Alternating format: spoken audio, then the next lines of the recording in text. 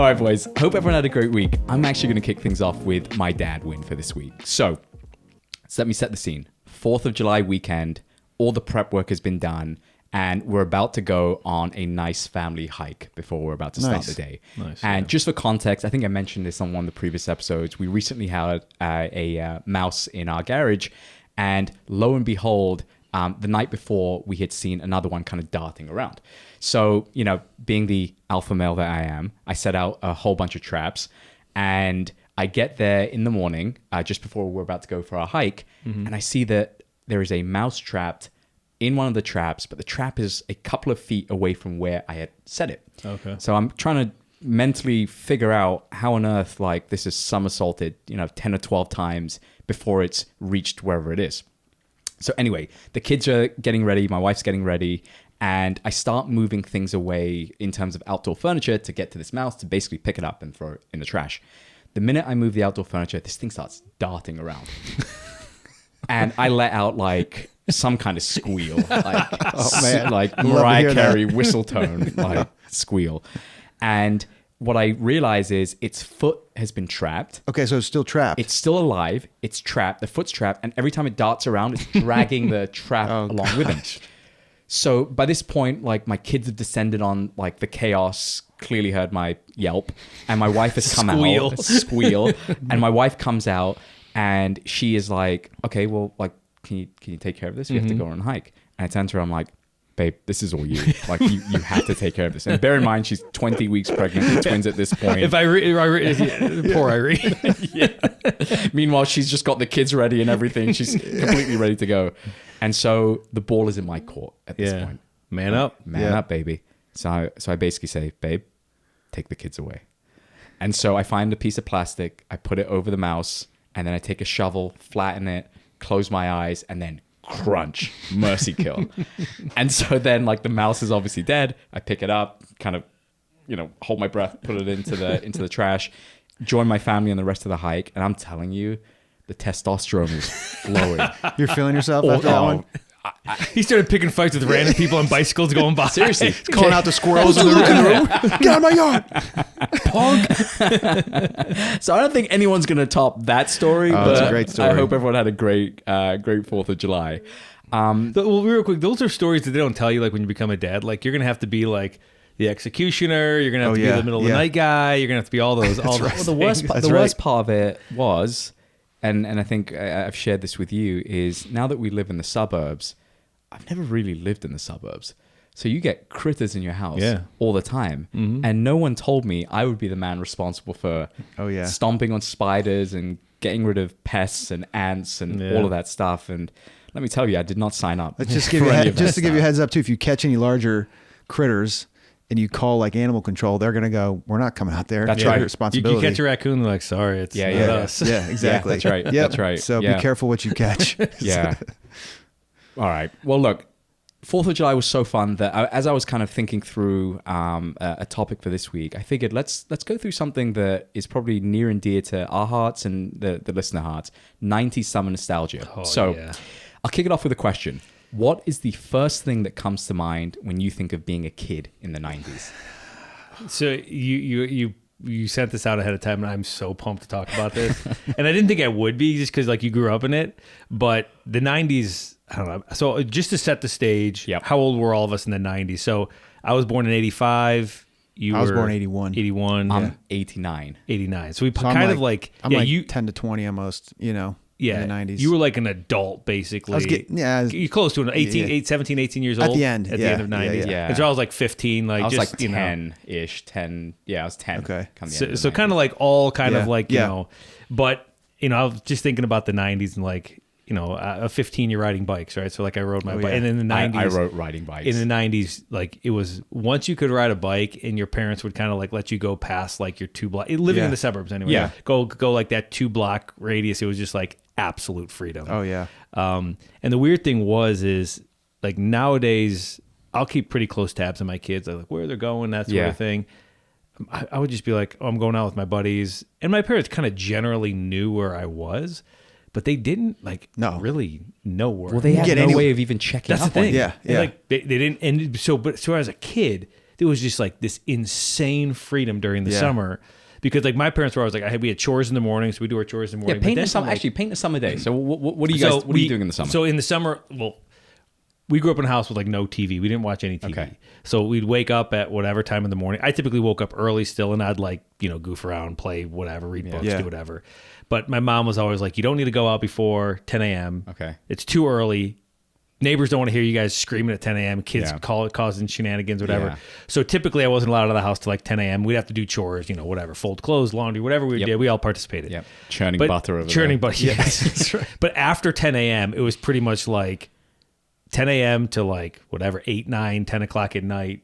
They did not care what you did. There was no there was no real requirement. Besides, typically you'd go home for dinner. I would go back to their houses for dinner. Yeah. But lunches were just kind of wherever you were, somebody would typically serve you lunch in the neighborhood, at least in my neighborhood. It was kind of like, oh, Andrew, you want pizza? You want whatever? Pizza rolls, bagel bites, come on. Oh, people. yeah. 90s Totinos. food. Oh, Come on, bro. Oh, we'll get into snacks. Don't worry. So Don't worry. anyway, then you just play all day. Like, and we had a pool growing up, like an above ground pool. But my neighbor, like a couple houses down, he had an in ground pool with a diving board. It's next and level. man, Yeah. you are the it house when you have an in ground pool with a diving board in the 90s. Yeah. So we spent a ton of time in whatever it is, sandboxes, blowing stuff up. Riding bikes, playing effectively sports. outside, right? Yeah. Literally. So okay, so let me start morning to this. the night. Let me start this and frame this. So in 1999, there was a CDC study done. How much time do you think the average American child spent outside during the summer? I'd have to say like 4 to 5 hours a day. Yeah, that's what I'd say. 4.5 hours per day was the average. What about in 2020? The same study was done on kids. Now, this is just before COVID happened, so obviously... Oh, 2020. Okay, Yeah, 2020. An hour? What do you think? Yeah, I was going to say 1.5 hours. It's 1.5 hours. Yeah. Wow, you boys have got really good at these stats since we started. And we're not even cheating. No, you're Not not even cheating. cheating. I hope. Just looking over my shoulder. So that's spending time outside. You touched on something right at the very start, because the first thing that comes to mind is riding my bike. I had this BMX bike that I used to ride around all the time to the local store to run errands, because one of my uncles, when he would come over, he would say, get me a newspaper, get me this, and there would always be change left over for me to buy something for myself. And I'd be able to get like my BMX bike. And it was typically football, or rather soccer stickers. Like there's like these sticker albums that you used to collect when you were a kid. Bike sales in the US peaked in 1995. That's the peak of bike sales in the US, is 1995, which kind of jives with 15.2 million units sold over that summer. Wow. What about toys from the 90s? What are you guys playing with typically outside? So growing up, like young. Yeah, who had a big wheel? Do you guys have big wheels? Yeah, No, definitely. You didn't have a big wheel? Oh my I gosh. think I had big wheels. Just the one you just pedal with your foot pedal one. The little one you sit in. It feels absolutely. like you're like in a. Explain this. So a big wheel was like, as you could imagine, it's a big wheel, right? So there's a large wheel in the front. Okay. Think of it like a tricycle, right? Okay. A really big wheel in the front. Okay. And then like 2 like smaller wheels in the back, and you sit like. Wait, are you describing like a penny farthing? What? Like a penny farthing? Isn't that like what that is? I have no idea Come what again, that word. sir? I have no idea what that word even means. Isn't a penny farthing like a really big front wheel with like 2 small wheels in the back? But you sit on the wheels in the back. You sit on the Like you wheels. sit your seats Yeah. on the wheels in the back, and it's almost like a low rider. Like I it's think almost we're like a thinking lowrider. different. Like Yeah, yeah. We should It's a Google kid's penny toy. farthing at the end of this Yeah. episode. Alright. Anyway, yeah. Continue, sorry. And so big wheels, and so like big wheels were, I think, in a late '80s, early '90s. That was type- 80s. Yeah, Yeah, for 80s, sure. 80s, early 90s, whatever. And that was always fun because you'd be like, I was like young when I'd be rolling around your big wheel, but you're flying around your big wheel, causing havoc, thinking you're awesome. Yeah. What do you smoking guys- your fake candy cigarettes yeah. from your Candy cigarettes. from the whatever the the candy convenience store. Yeah. Oh, we had a spot we would always hit up, a candy store we'd go into like every 2 days. But I got to tell you guys, this was one of the coolest things. So at the end of our street, there was a lot that was like non-developable. It had some type of like natural gas thing there. Oh, okay. And actually, funny thing, because the guy that I used to go out there with is a home developer now in that area. He actually was texting me pictures like a couple weeks ago. He's like, someone finally bought this lot. And he's like, I realized why no one wanted it, because it's a mess. radioactive. Anyway, but there's all this dirt that was dumped back there. So we built this place that was called the Whoops. Because if you guys know, we were big into motocross and like bikes. So even BMX bikes, like on the courses, they have the whoop-de-doos section, right? It's like a bunch of quick. So we had enough dirt back there to make a BMX course. And then we built these jumps back there that were called, like we had the big jump, and then there's a middle jump, and then there's like a little one. And we would spend all day back there, and all these kids started hearing about this place. And so when they would come back, we always had these rules. We'd make kids do the big jump, which was scary. Like if you're like a kid, an initiation. Yeah, and it was like probably like, I don't know, probably like 3.5 feet tall. Jump for a BMX bike, you know, on flat ground is decent. And so we'd make kids jump that, and like it wasn't always some kids always thought they could do it, but then we had another rule: if you wreck on the big jump, you got to jump again immediately to get over your fear, because otherwise you would never do it again, you know, because you always get hurt. Rules you're making yeah rules. We had to so I was big into BMX in the 90s, and I think 90s was like probably, I bet you the 90s BMX was was huge. because the X Games were big there too. I was big into skateboarding, and I couldn't even skateboard because Tony Hawk was around. Tony Hawk was amazing around in there. But we had a couple like places like that in the woods where we could just go in the woods and like carve out little like BMX trails. Now, when you guys were going out in the woods and doing all this stuff, were you just like picking up random kids and playing with random kids whose names you probably didn't even remember? Because thinking back, we would go to the park and there would just be kids who were just like, "Can I play?" And you'd be like, "Yeah, sure." And it was just whoever owned the ball or whatever, that would be the kid that you would ask, and you'd be playing.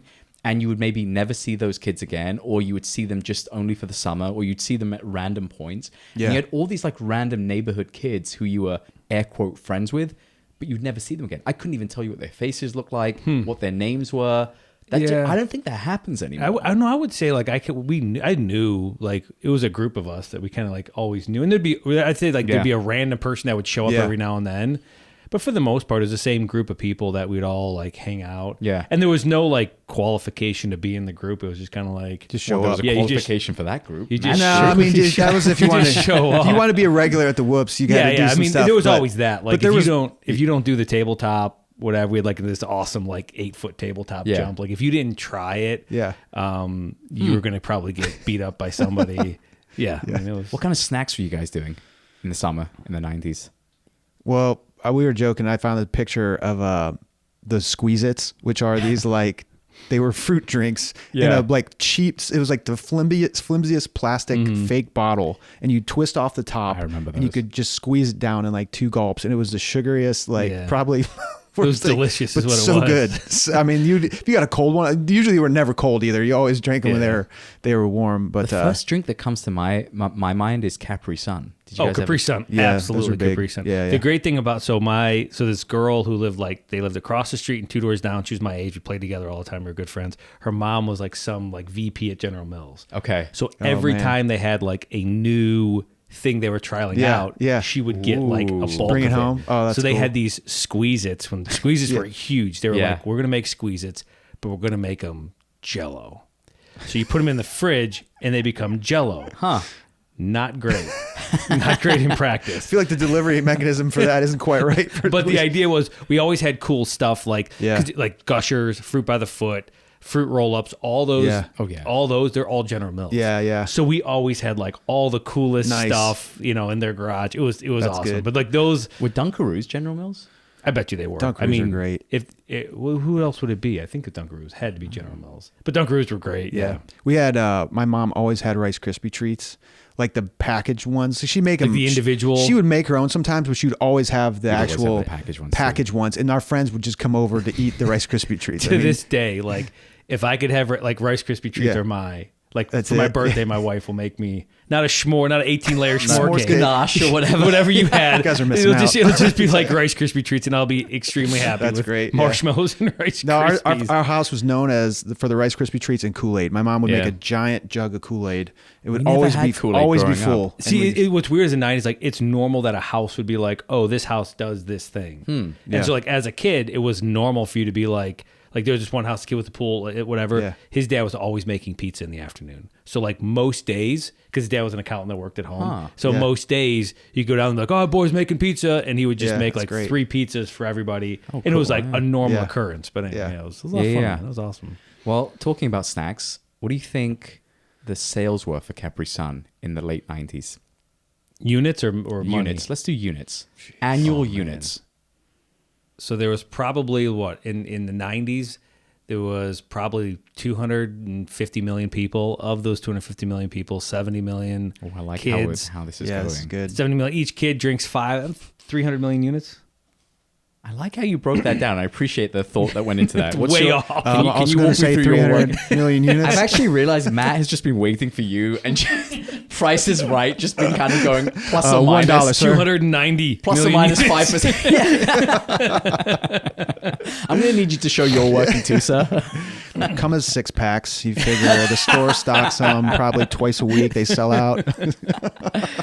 In the late 90s, so by 1994, it was the number one selling juice in all of America. Oh, wow. Okay, in 94. By the late 90s, over 1 billion pouches were being sold annually. Whoa. Jeez. 1 billion. Dunkaroos, which launched in the 90s, was actually General Mills and generated $50 million in annual sales by the 90s as well. Yeah. Are these That's these amazing. things still around? I know Capri Sun's still Yeah, around. but like Dunkaroos are around. Dunkaroos Yeah, are still Capri around. Sun is. Maybe not. I know Capri Suns are still around. Which funny, because I was actually at the store the other day. They're doing water now. It's Yeah. like no Ooh. sugar added. And I was like Capri Sun, and it's just like a flavored water. Yeah. It's not their full. Oh, they've gone so What about far. those? What about those Trying the to keep juice up. barrels? You guys remember those? Oh, the little juice barrels? hugs? The hugs juice Oh, yeah, barrels. yeah. These were like if You you, have to bear in mind, like, not every treat would have made its way over. Kool-Aid, the Kool-Aid squeezes, or I'm sorry, the Yeah, Squeeze-Its, yeah. they were a step above the hugs. Yeah. The hugs were just sugar, Okay. food coloring, Yeah. and like water. Okay. And it was so Little potent. aluminum And, or not even thing. sugar, it was like just corn syrup. Yeah, or- yeah, it had this exactly. little aluminum packet, a top, you'd pull off this, it looked like a barrel. Yeah, it did. And it was so like potent, it would like burn your throat. Huh. Like that's, I don't know what was in it, but it would just burn the back Probably of your supposed to throat. mix them with water somewhere else, but we just pound those things. It was like everybody, Yeah, like everyone after hugs. soccer, like midway through soccer game, they'd be like, Yeah. grab a hugs, kid. Nowadays, Yeah. they'd be like, how could you give your kids Yeah, sugar I water know. in between, your Oh, football, yeah. whatever, soccer games? Yeah, It was yeah, like, yeah. It's What crazy. about ice cream trucks? You guys remember ice cream trucks? Were they big here in the We US? I lived in a huge neighborhood, so we had All ice right, cream no need to trucks flex. coming by. Yeah, nice. Yeah. No, I don't know if that was a good thing or a bad thing, but it was like 3 or 4 neighborhoods that connected.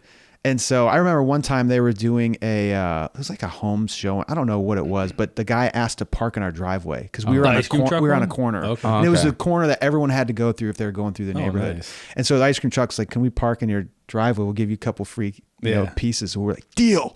We're like, but yeah, the ice cream truck, it still hits my house up now. I think now they're really? just a lot smarter because they every single time they're in my neighborhood, they wait in front of my house. Yeah. And my kids Play a have little the sixth jingle a little sense. bit longer. Yeah. Oh man, they come running outside and we get hit often. It was regularly on our street. We were never allowed getting it. My mom was always You like, weren't allowed? Oh, I mean, we like money wise was like, I'm not spending whatever Yeah, 50 cents on inflated that ice thing cream. when I can go buy it Sure. for 25 cents somewhere else.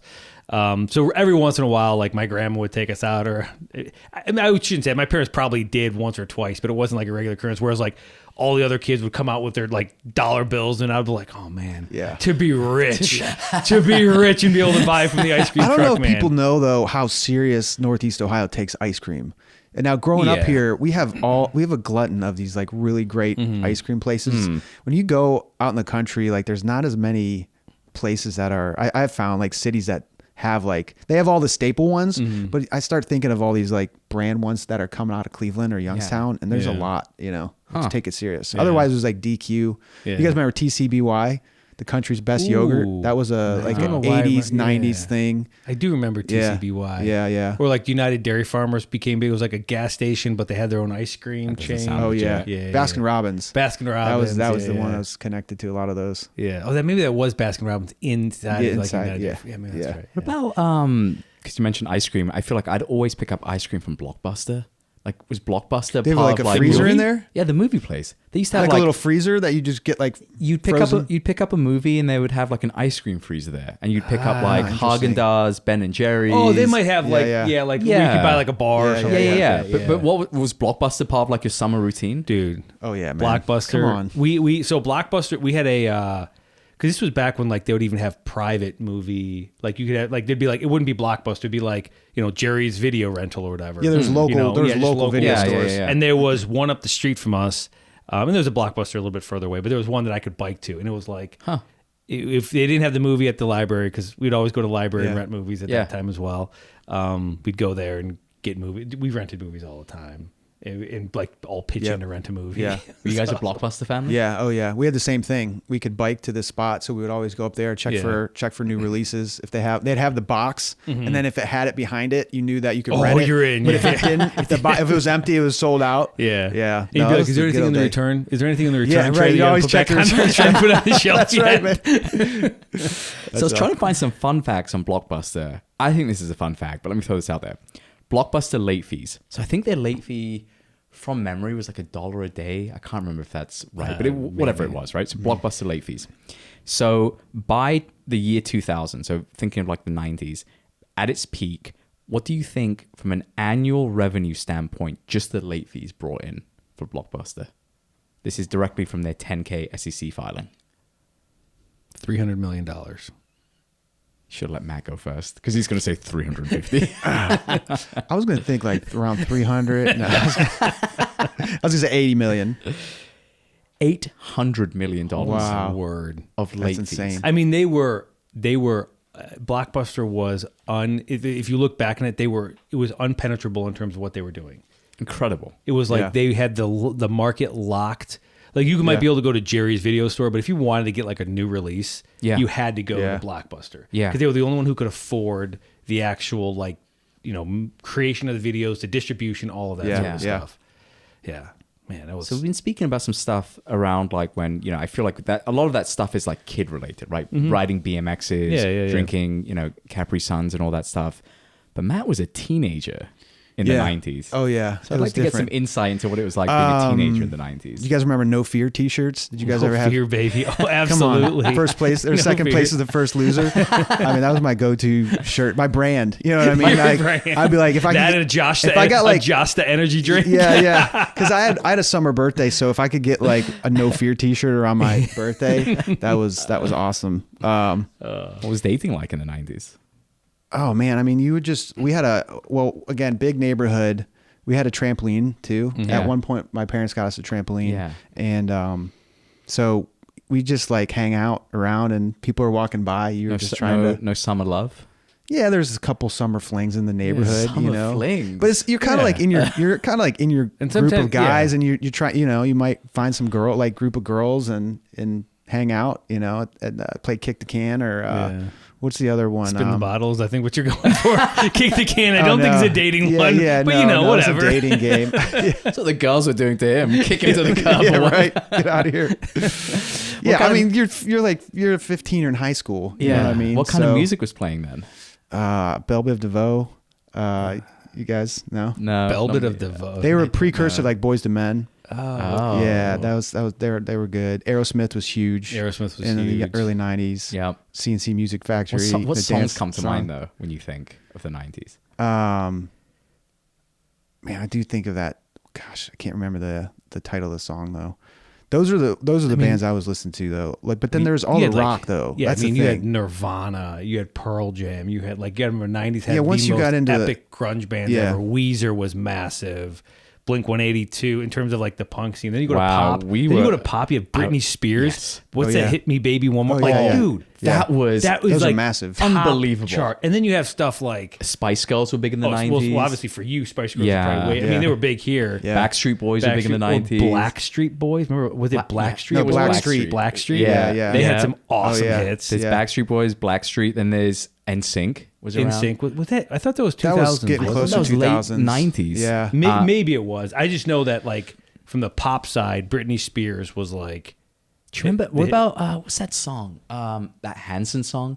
Mbop. Oh, Mbop was huge. That's huge. See, I was Chumbawamba. Oh yeah, Chumbawamba. That was massive. Thumpawamba, whatever. No, Chumbawamba was the band. Yeah, I think it was one of those two. Eiffel 65, Blue. Do we remember that song? Oh yeah, okay, yeah. That was Blue. I was big classic rock and like I started playing guitar when I was 15, so I loved like classic rock. I got into Jimi Hendrix really big back then, and Pink Floyd and all those bands. And then I have an older brother, 3 years older, who got into like Metallica really hard, and like Megadeth, Metallica, Pantera. So he was listening to all that stuff. So it was a range of emotion going on at our house. As you guys know, Enter Sandman is my theme song. That came out in 91. I thought it was an '80s song. Yeah. But I looked it up in prep for the show. And So I was that like, big album dropped. In they're Bit 91, Black. I think it was Black, yeah. whatever. That was '91 is Wow, when that album okay. dropped. So But there was Tool. There was a lot of, and then all the grunge stuff you already said. yeah. Was So Pearl Jam was huge. I looked up some Nirvana. of the biggest songs of the '90s, and here's some of the biggest songs of the '90s. Lay them out there. No Diggity by Blackstreet. Yep. Yeah. So everybody knows that song. That's a good song. Smash Mouth, All Star. Oh, Yep. yeah. From Shrek. Gosh. Yeah. Yep. Sabotage by Beastie Boys. Yep. Great song. Smells Like Teen Spirit. Yeah. Right. You got Yeah, Nirvana yeah. in there. Creep by Radiohead, which great is song. a great song. Yeah, yeah. Jump Around by House of Pain. That's awesome song. Yeah, and then nice. this one, I completely forgot about this one, but Barbie Girl by Aqua. That's a 90s Wait, song? that's a '90s song. I don't even know that song. Great. man. You never heard that kidding me? song? No, I don't think so. Oh my gosh. Are you I'm kidding a Barbie me? girl No. in a Barbie Yeah. world. That sounds familiar. Yeah. Okay. It was my wedding I song. had friends that were like, I was a classic rock guy. That I have friends that were hardcore punk. They were Okay. into all punk, Yeah, and then I was never And a then they had punk. friends that were hardcore hip hop. So like all the Wu-Tang stuff that was Yeah. coming out in Yeah. like '90s, and like Tupac, Biggie, like all that stuff was going on at the same time. More Money, More Problems. That's a 90s song as well. I think that Biggie Smalls. Yeah. Biggie Smalls. Yeah, Yeah. Diddy reference Notorious there. B.I.G. That, I was definitely more on the punk side because I was like in the BMX like X game world, so it was like Yeah. all Blink and maybe a little bit of Green Day. Let's just thought more like Yeah. punk bands. Yeah. But I'd listen to pretty much anything. But the Yeah. idea of like Britney Spears, her "Hit Me that Baby pop One More stuff. Time" was like Yeah. I don't know if Song's huge. there's a better '90s song in terms Yeah. of classifying an era. Side note, I actually found a picture. I don't know where it came from. So in prep for this, we were looking at some like 90s pictures, and my wife found a picture of herself from the 90s. I think it was like a Halloween picture, dressed as Britney Spears from Hit Me Baby One More Time. But she grew up in like a conservative household, so that Yeah, Hit yeah. Me Baby One More Time outfit's a little bit Yeah. racy Oh, and yeah, raunchy. yeah. So for like a however old she was, 8 You're or like, this 9-year-old. picture does not leave this house. No. Her mom had made her wear like all these like cover-ups, like underneath. Oh, okay. She's wearing like long pants and like an gotcha. undershirt, which cracked me up. You look That's back awesome. at that and you're like, nobody thought that she was being used. know, She's like yeah. 14 in this. She's- thing. It's yeah. crazy. It's Yeah. unbelievable. Yeah. It's Poor- unbelievable. Poor Britney. I was gonna say it I kind of know. explains like the meltdown like Oh my years gosh, later when right? she shaves her head and Yeah. smashes the car Yeah, as well. absolutely. But hard pivot. What kind of cartoons were you watching this summer? Man, I feel like cartoons were more like early '90s was more like Saved by the Bell was the big show. Saved by the It Bell was was more like good. a Saturday morning stuff. Yeah. I only watch cartoons like on Saturday mornings. I feel like I wasn't like a cartoon all day kid. Yeah. In the summer, it was the same way. I was more like we were I was outside. at cartoons in the morning, kid. So I wrote Yeah. down a couple. Okay. Rugrats. And watch Rugrats. Classic, yeah. I Nickelodeon. that was a little bit like, I don't know if it was, I don't know when it came out. And I'm sure it was. Still 90s, I yeah. never Yeah. watched Rugrats. All right, ever. let me. Doug, do you watch Doug? I wrote down Doug. Okay. Doug's Never, good. I never watched Yeah, Doug Doug. either. Didn't Maybe I watch wasn't a Nickelodeon guy. Ooh, okay. Yeah. Maybe I wasn't. Maybe Yeah. that was the thing. Because those are both Nickelodeon. Nickelodeon, shows. Yeah, Yeah, Doug was yeah. definitely Nickelodeon. Hey Arnold. Nope. That's another Nickelodeon show. Oh yeah, I think it might be. So like the ones I was watching, I wrote these down. Have you guys ever seen Batman the animated series? Great, Yeah. great. After Yeah. school, I would watch that. So the shows I would watch was Batman the animated series, Pinky and the Brain, Oh, Pinky and the Brain's yeah. good. Darkwing Duck, Yep. and then the Animaniacs. Those Oh, are the ones I nice. remember Yeah. watching Okay. all the time That's in the 90s. those are classics. Were Okay. those four? And I don't know if it was because they were on sequentially, Yeah. because we weren't allowed watching TV at home. Okay. But my grandma lived like 2 miles away, and I would always have And to you go had a mow bike. her lawn, and I had a bike.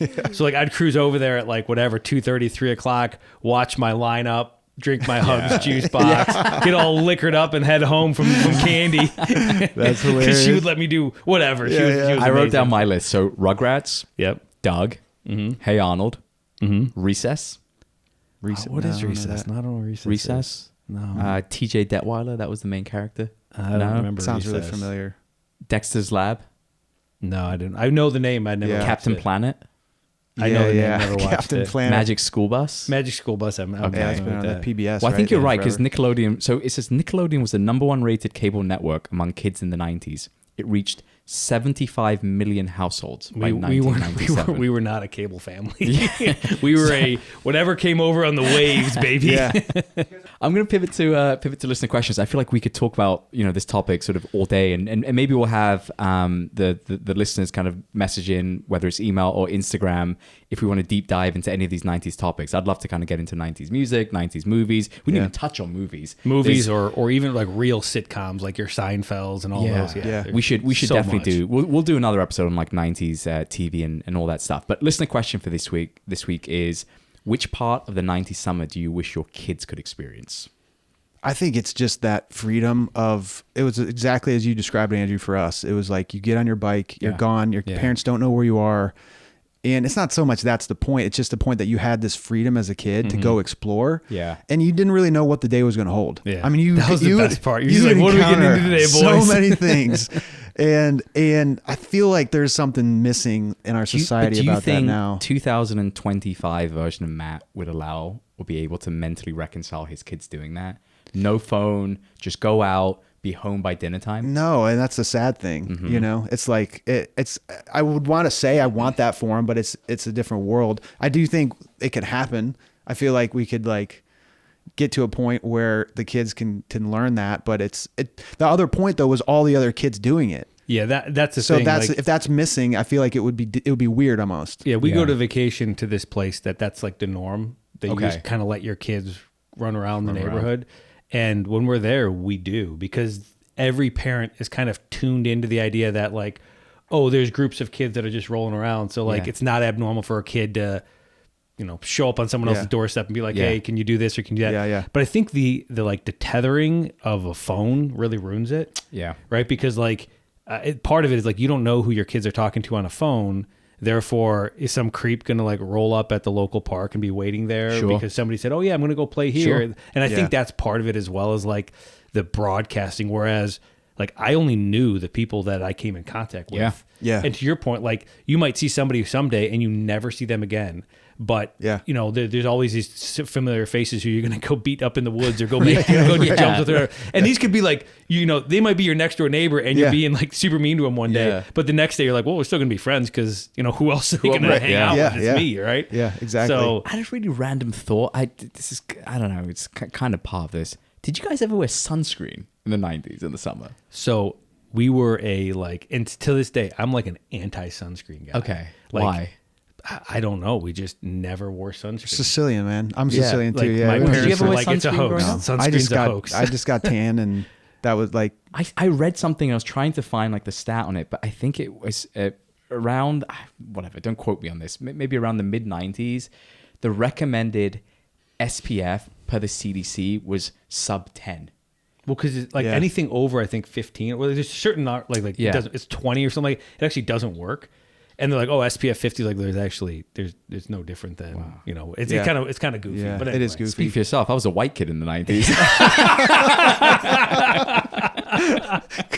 You should have used some sunscreen. But That's what I was asking. Did you use a lot of sunscreen growing up? I can't remember. I guess in the UK, is it even like It was- super sunny or is it No, like? I think we had three hot days in 25 years growing up. So I don't really think we needed too much sunscreen. You had to like get something to like get the rain off of you or something like that. Yeah. Oh, we had something called umbrellas. Like shellac or something. So it just shoot off you real Some fast. stuff you or put on your something like windshield. that. Just put it on your Rain forehead. X or Rain X, something. yeah.